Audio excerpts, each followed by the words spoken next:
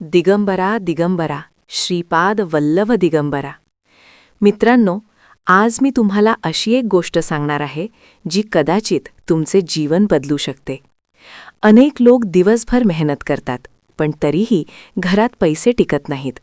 कधी कर्ज वाढतं, कधी अचानक खर्च येतात आणि मनात एकच प्रश्न येतो, लक्ष्मी का टिकत नाही? असं म्हणतात की ज्या घरात धर्म, श्रद्धा आणि गुरूंचा आशीर्वाद असतो, त्या घरात महालक्ष्मी स्वतः येते. आणि म्हणूनच आज आपण जाणून घेणार आहोत श्रीपाद श्री वल्लभ यांनी सांगितलेले लक्ष्मी प्राप्तीचे 3 अतिशय सुलभ मार्ग. हे मार्ग खूप सोपे आहेत, पण जर मनापासून केले तर जीवनात मोठा बदल घडवू शकतात. म्हणून ही माहिती अर्धवट ऐकू नका, शेवटपर्यंत नक्की ऐका, कारण शेवटचा उपाय तर इतका प्रभावी आहे की अनेक भक्तांचे नशीबच बदलले आहे. मित्रांनो, आजचा हा व्हिडिओ सुरू करण्यापूर्वी मी तुम्हाला एक प्रश्न विचारतो. तुमच्या आयुष्यात कधी असं झालं आहे का की तुम्ही खूप मेहनत करता, दिवस रात्र कष्ट करता, पण तरीही तुमच्या घरात पैसा टिकत नाही? कधी अचानक खर्च येतात, कधी हातात आलेले पैसे लगेच संपतात, कधी कर्ज वाढतं आणि कधी नशीबच साथ देत नाही. आणि मग मनात एकच प्रश्न येतो, आपल्या घरात लक्ष्मी का टिकत नाही? काही लोक म्हणतात नशीब खराब आहे, काही लोक म्हणतात ग्रह खराब आहेत, पण संतांनी सांगितलेलं एक वेगळंच रहस्य आहे. असं रहस्य जे फार कमी लोकांना माहीत आहे. असं म्हणतात की अनेक वर्षांपूर्वी एक भक्तानी हाच प्रश्न विचारला होता, माझ्या घरात लक्ष्मी का येत नाही? तेव्हा त्याला एक असं उत्तर मिळालं जे ऐकून त्याचं आयुष्य बदललं. हे उत्तर दिलं होतं यांनी. पण मित्रांनो, ही गोष्ट फार कमी लोकांना माहीत आहे, कारण हे 3 मार्ग इतके साधे आहेत, इतके सोपे आहेत की लोकांना त्यावर विश्वासच बसत नाही. पण ज्यांनी हे मार्ग श्रद्धेने केले त्यांच्या जीवनात खरोखर बदल घडले. अनेक भक्तांनी सांगितलं आहे की या मार्गांमुळे त्यांच्या घरातील दारिद्र्य दूर झालं, घरात सुखसमाधान आली आणि सर्वात मोठी गोष्ट म्हणजे लक्ष्मी स्थिर झाली. पण मित्रांनो, आज मी तुम्हाला जे सांगणार आहे ते तुम्ही कदाचित आधी कधीही ऐकलं नसेल, कारण या 3 मार्गांपैकी तिसरा मार्ग तर इतका गुप्त आहे की अनेक लोक त्याबद्दल बोलायलाही घाबरतात. हो, कारण त्या मार्गात एक असं रहस्य आहे जे समजलं तर माणसाचं नशीबच बदलू शकतं. म्हणून मी तुम्हाला एक विनंती करतो, हा व्हिडिओ अर्धवट ऐकू नका, कारण अनेक लोक सुरुवात ऐकतात पण शेवट ऐकत नाहीत आणि खरं रहस्य तर शेवटीच सांगितलं जातं. कदाचित आजचा हा व्हिडिओ तुमच्या जीवनात एक नवीन सुरुवात ठरेल. कदाचित आज तुम्हाला समजेल की लक्ष्मी का काही घरात येते आणि काही घरांपासून का दूर राहते. म्हणून पूर्ण श्रद्धेने आणि मन एकाग्र करून ऐका, कारण आता मी सांगणार आहे प्रभूंनी सांगितलेले लक्ष्मी प्राप्तीचे 3 सुलभ पण अत्यंत प्रभावी मार्ग. असे अनेक लोक आहेत ज्यांनी सांगितलेले हे मार्ग आपल्या जीवनात अंगीकारले. आणि एक गोष्ट मी स्वतः पाहिली आहे, ज्या लोकांनी हे मार्ग खऱ्या श्रद्धेने स्वीकारले त्यांना आयुष्यात कधीही मागे वळून पाहण्याची गरज पडली नाही. त्यांच्या आयुष्यात अशी वेळ कधी आली नाही की त्यांना कोणापुढे हात पसरावे लागले. उलट आज परिस्थिती अशी झाली आहे की तेच लोक इतरांना मदत करताना दिसतायत. हो मित्रांनो, ज्यांच्या घरात कधी दारिद्र्य होतं, ज्यांच्या हातात पैसे टिकत नव्हते, आज त्या लोकांच्या घरात सुखसमाधान आणि लक्ष्मी स्थिर झाली आहे. आणि हे सगळं घडलं कारण त्यांनी मनापासून स्वीकारले होते यांनी सांगितलेले हे 3 सुलभ पण अत्यंत प्रभावी मार्ग. म्हणूनच आज मी तुम्हाला विनंती करतो, हा व्हिडिओ अर्धवट ऐकू नका, कारण आज तुम्हाला कदाचित अशी गोष्ट कळेल जी अजूनपर्यंत तुम्हाला कोणीही सांगितली नसेल. मित्रांनो, आता प्रश्न येतो, 3 मार्ग नेमके कोणते आहेत? कारण आजकाल अनेक लोक पैसे कमवण्यासाठी खूप प्रयत्न करतात. कोणी व्यवसाय करतो, कोणी नोकरी करतो, कोणी दिवसरात्र कष्ट करतो, पण तरीही अनेकांच्या आयुष्यात एक समस्या कायम राहते, पैसे येतात पण टिकत नाहीत. आणि काही लोक असे असतात जे फार मोठे उद्योगपती नसतात, त्यांच्याकडे मोठा व्यवसायही नसतो, पण तरीही त्यांच्या घरात कधीही पैशाची कमतरता दिसत नाही. त्यांच्या घरात नेहमी समाधान असतं, अन्न असतं आणि गरज पडली तर इतरांना मदत करण्याइतकं धनही असतं. हे का घडतं याचं उत्तर अनेक संतांनी दिलं आहे आणि त्यात विशेष सांगितले गेले आहेत श्रीपाद श्री वल्लभा.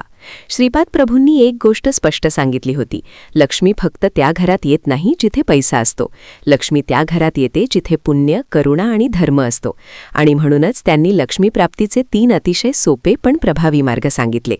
पहिला मार्ग असा आहे जो प्रत्येक माणूस करू शकतो, गरीब असो किंवा श्रीमंत, शिक्षित असो किंवा अशिक्षित. पण दुर्दैवाने आजच्या काळात लोकांनी हा मार्ग जवळजवळ विसरून टाकला आहे. हा मार्ग आहे अन्नदान. श्रीपाद प्रभू म्हणत असत, जिथे भुकेल्याला अन्न मिळतं तिथे लक्ष्मी स्वतः येते. ही फक्त धार्मिक गोष्ट नाही, यामागे खोल अर्थ आहे. जेव्हा एखादा माणूस भुकेला असतो तेव्हा त्याला अन्न देणारा माणूस फक्त त्याचं पोट भरत नाही, तो एक प्रकारे देवाची सेवा करत असतो. आणि म्हणूनच अनेक संतांनी सांगितलं आहे, भुकेल्याला अन्न देणं हे सर्वात मोठं दान आहे. कदाचित तुम्हीही तुमच्या आयुष्यात पाहिलं असेल, काही लोक खूप साधे असतात पण त्यांच्या घरात अन्नाची कधी कमतरता नसते, कारण ते लोक नेहमी शक्य तितक्या लोकांना मदत करत असतात. श्रीपाद प्रभूंनी सांगितलेला हा पहिला मार्ग इतका साधा आहे, पण जो मनापासून करतो त्याच्या घरात कधी अन्नाची कमी पडत नाही. आता तुम्ही म्हणाल, ठीक आहे, अन्नदान चांगलं आहे, पण फक्त अन्नदान केल्याने लक्ष्मी येते का? याचं उत्तर समजण्यासाठी श्रीपाद प्रभूंनी एक अतिशय महत्त्वाची गोष्ट सांगितली होती, कारण दुसरा मार्ग पहिल्यापेक्षा अजून मोठा आहे. आणि खरे सांगायचे तर आजच्या काळात लोकांनी तो जवळजवळ विसरून टाकला आहे. पण जो माणूस हा दुसरा मार्ग स्वीकारतो त्याच्या आयुष्यात एक वेगळाच बदल घडू लागतो. आणि म्हणूनच आता आपण पाहूया श्रीपाद प्रभूंनी सांगितलेला दुसरा मार्ग नेमका कोणता आहे. मित्रांनो, आपण आत्ताच पाहिलं की श्रीपाद वल्लभ यांनी सांगितलेला पहिला मार्ग अन्नदान आहे. पण खरं सांगायचं तर श्रीपाद प्रभूंनी सांगितलेला दुसरा मार्ग पहिल्यापेक्षाही जास्त प्रभावी आहे. कारण हा मार्ग असा आहे जो एखाद्या माणसाच्या आयुष्याची दिशा बदलू शकतो. आणि आश्चर्याची गोष्ट म्हणजे हा मार्ग लोकांना माहीत असूनही ते त्याकडे दुर्लक्ष करतात. हा दुसरा मार्ग आहे आई वडील आणि गुरूंचा सन्मान. मित्रांनो, आजच्या काळात अनेक लोक मोठे होतात, पैसा कमवतात, मोठा घर बांधतात, पण कधी कधी ते एक छोटी गोष्ट विसरतात, ती म्हणजे ज्यांच्या आशीर्वादामुळे आपण इथे पोहोचलो आहोत त्यांचा सन्मान.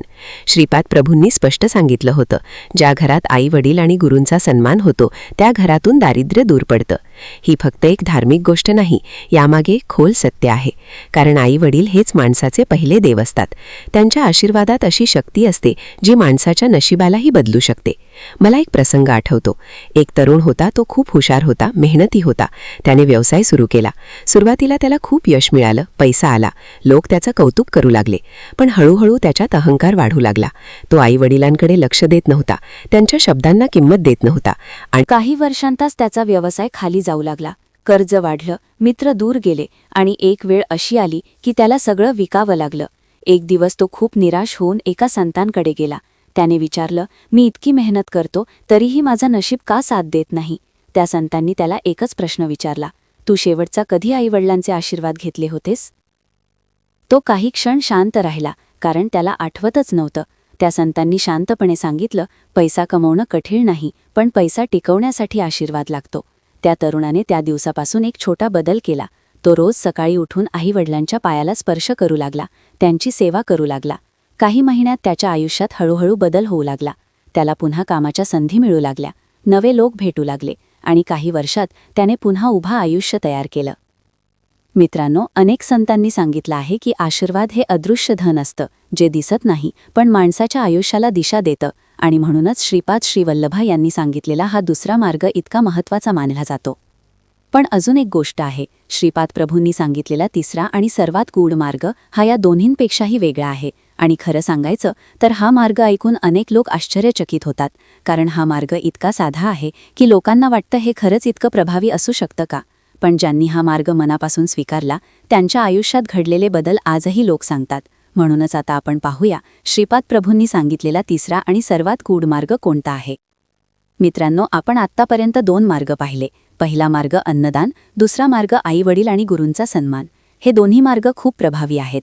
पण श्री वल्लभा यांनी सांगितलेला तिसरा मार्ग हा या दोन्हींपेक्षाही वेगळा आणि खोल आहे, कारण हा मार्ग माणसाच्या मनाला आणि नशिबाला बदलणारा आहे.